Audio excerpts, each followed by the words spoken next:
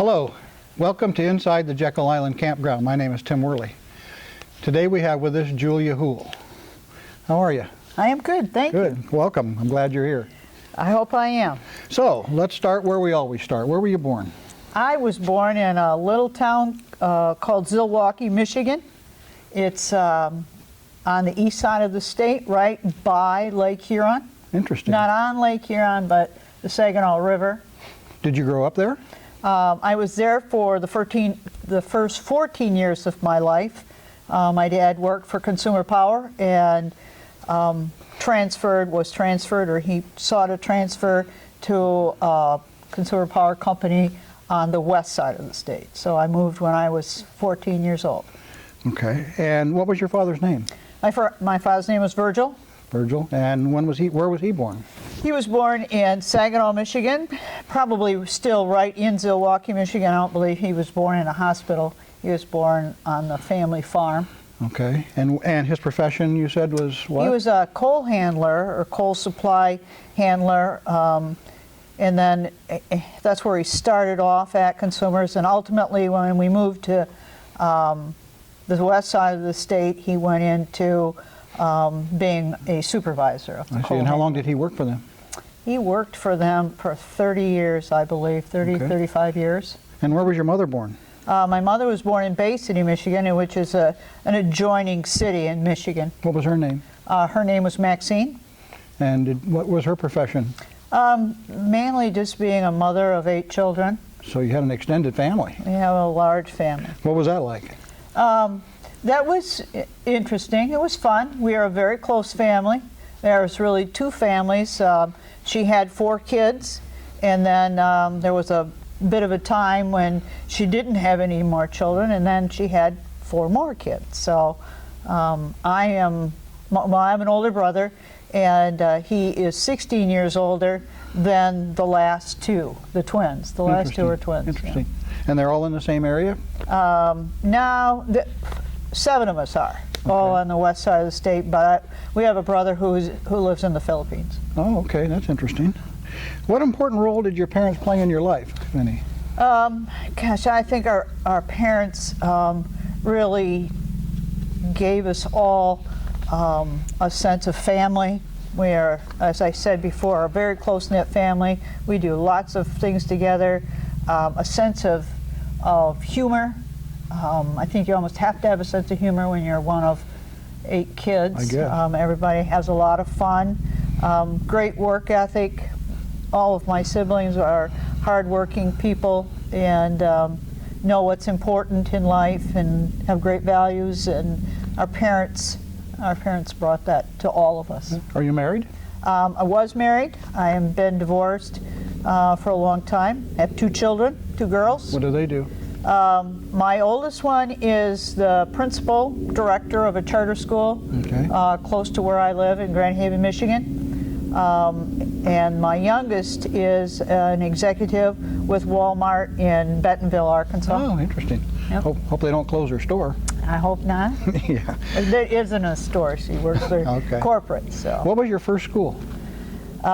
First school I went to?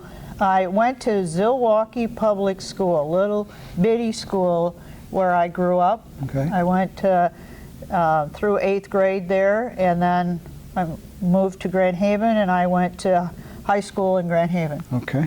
And where did you attend college? My first college, I attended Ferris State College, which is a little bit north in northern Michigan, not north, but further north.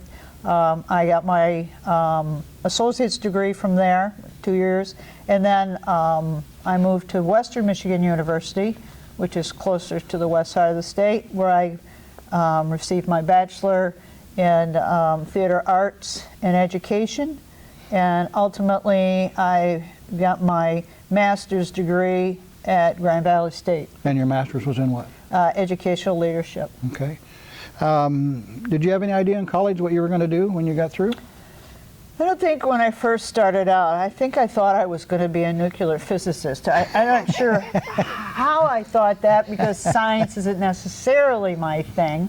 Right. But it didn't take me long after I got to Ferris that I decided I liked to teach. Good. I like to work with What kids. grades did you start teaching? I taught mostly middle school, but I did spend a few years teaching high school, so I've taught probably 12, from 6th grade through 12th grade. Okay. Yep. So a variety of subjects too. You covered Yeah, all when you do that. you know, at the time when I went to college and got a degree in education, you were either secondary or you were elementary, and secondary really was 6-12. Right. And you couldn't just say, okay, I'm only going to teach English.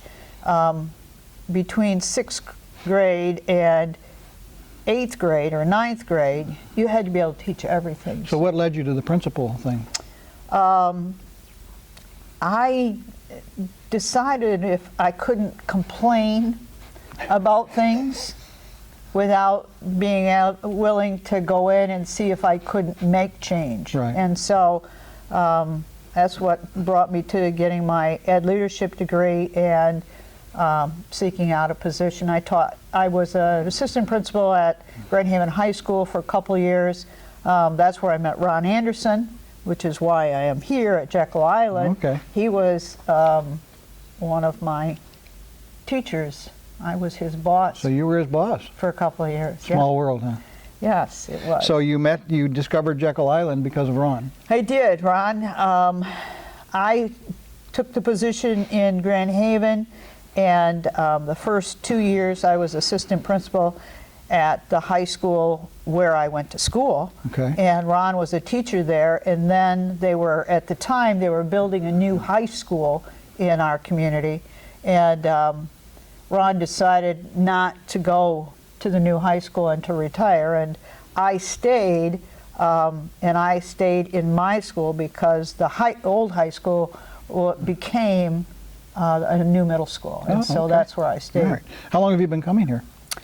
I think it's been 5 years, sort of 5 years. I had a break in there. I had classic Hodgkin's lymphoma and stayed home for a season while I was doing chemo and radiation. And that's going well? I'm clear. You're cancer free? Yeah. Congratulations. It was early stages, very early good, stages. very good. Well, we're going to end all these segments with the same questions. So I'm afraid. what's your favorite word? Favorite word? Boy, you know, I've thought a lot about this when you said that to me. I guess my favorite word is happy, Okay. joyous. I like having a good time and having fun and helping others to enjoy what they're doing and what life's all about. What's your least favorite word? I have a lot of least favorite words. Anything that's negative. I'm not a negative person by nature. Okay. And so my cup has always been overflowing, not half empty. I'm just There you want go. people to see the bright side of everything. So negative would be What in life turns you on? sports. I'm such a crazy sports fan. I don't even know why. My sister said it's my dad's fault. The boys didn't care for sports, but I did. So I love all sports. Good. I also love to be active. I like to bike. And that's another reason why I'm here. In Michigan, you're freezing your little tushy off right now.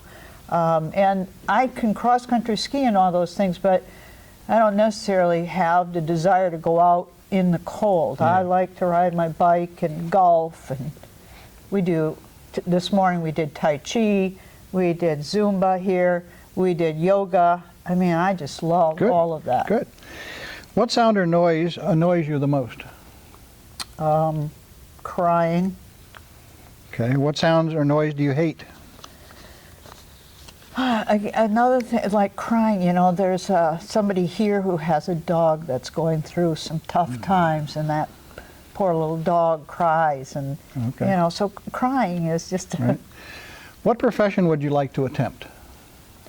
What profession? I do paint a little. I would really like to do some pottery. I haven't Okay. tried This that is a yet. good place for it. I know. time. You can only Yeah, do. right. This is a busy place. You can only do so much. And what profession would you not like to attempt under any circumstances? I wouldn't want to be a police officer, ever. It's a tough life. Tough life.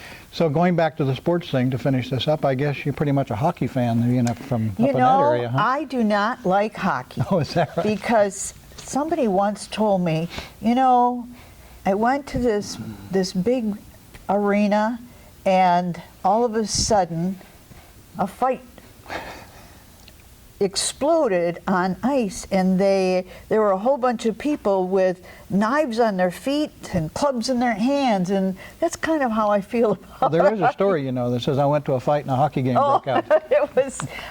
it's cold, and I do follow the wings. You have to follow the wings. Yes. So. Well, you've been a most interesting subject for our first show, and we thank you for being here. Well, I am glad to do it. Thank you.